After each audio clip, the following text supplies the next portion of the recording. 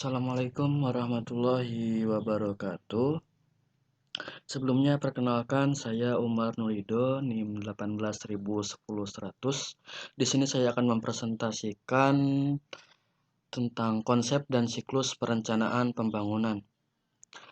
Langsung saja masuk kepada pembahasan. Yang akan dibahas dalam presentasi kali ini yaitu ada pengertian perencanaan, kemudian ada tujuan perencanaan, fungsi perencanaan, elemen perencanaan, peranan perencanaan, ciri-ciri perencanaan, jenis perencanaan, dan siklus perencanaan.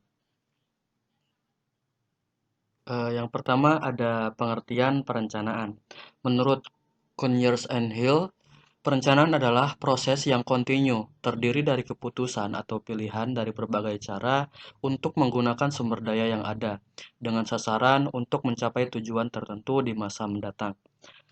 Menurut Todaro, perencanaan adalah upaya pemerintah secara sengaja untuk mengkoordinir pengambilan keputusan ekonomi dalam jangka panjang, serta mempengaruhi, mengatur, dan beberapa hal mengontrol tingkat dan laju pertumbuhan berbagai variabel ekonomi yang utama untuk mencapai tujuan pembangunan yang telah ditentukan sebelumnya.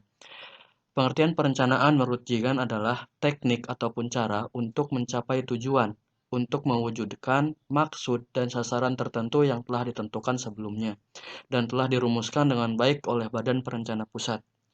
Tujuan tersebut mungkin untuk mencapai sasaran sosial, politik, atau yang lainnya.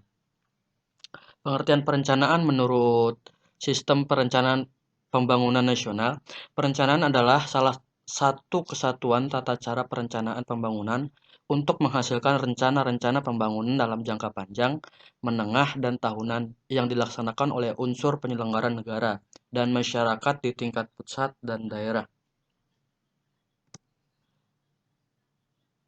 Tujuan perencanaan. Ada 4 tujuan perencanaan. Yang pertama, memberikan arahan ataupun direction kepada para administrator maupun non-administrator agar bekerja sesuai dengan rencana. Tujuan yang kedua yaitu mengantisipasi dan beradaptasi dengan segala perubahan yang terjadi. Tujuan yang ketiga yaitu menghindari ataupun setidaknya meminimalisir potensi yang terjadi tumpang tindihnya dan pemborosan dalam pelaksanaan pekerjaan. Tujuan yang keempat, menetapkan standar tertentu yang harus digunakan dalam bekerja sehingga memudahkan dalam pengawasan ataupun kontrol. Selanjutnya ada fungsi perencanaan. Pada dasarnya, fungsi perencanaan adalah untuk membantu proses pengambilan keputusan yang terbaik sesuai dengan tujuan organisasi. Pada pelaksanaannya, proses perencanaan yang dilakukan seorang manajer harus menjawab pertanyaan 5W1H. Apa itu 5W1H?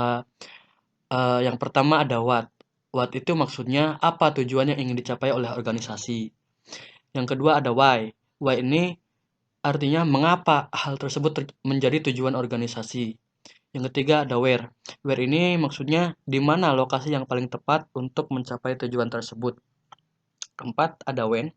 When ini kapan pekerjaan harus diselesaikan agar tujuan tercapai.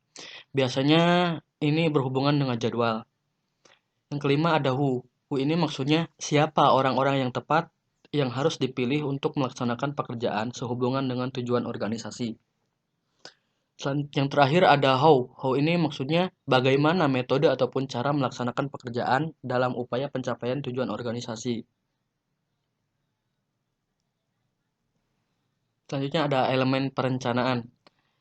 Ada 4 elemen perencanaan. Yang pertama ada pemilihan.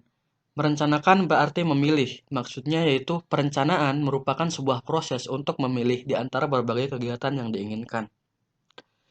Elemen yang kedua, sumber daya. Perencanaan merupakan alat pengalokasian sumber daya, baik sumber daya alam, sumber daya manusia, maupun sumber daya modal. Elemen yang ketiga, tujuan. Tujuan. Perencanaan merupakan alat untuk mencapai tujuan. Dan yang keempat, ada waktu. Perencanaan ini mengacu kepada masa depan.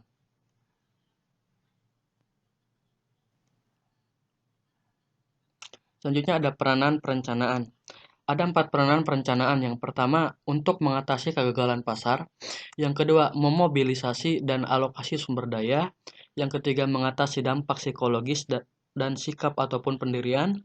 Dan keempat, mencari solusi untuk mendapatkan sumber dana. Ciri-ciri perencanaan. Yang pertama, bersifat publik.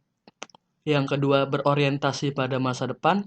Yang ketiga, strategis. Keempat, deliberate. Dan yang kelima, terhubung pada tindakan. Kemudian ada jenis-jenis perencanaan.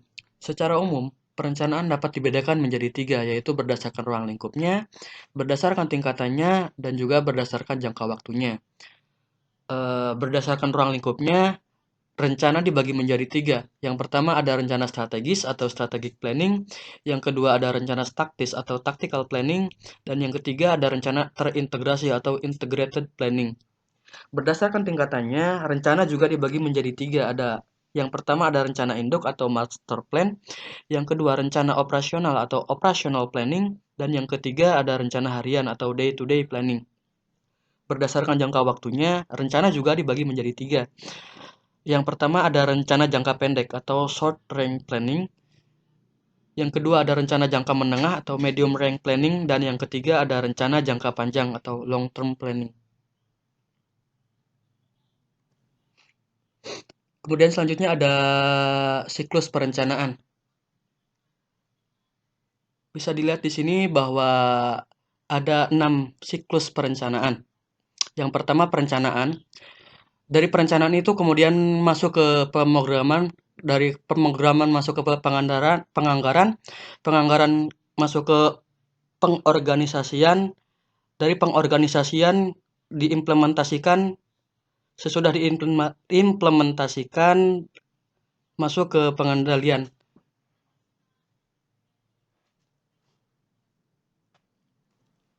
Mungkin itu saja yang dapat saya sampaikan, kurang lebihnya mohon maaf. Assalamualaikum warahmatullahi wabarakatuh.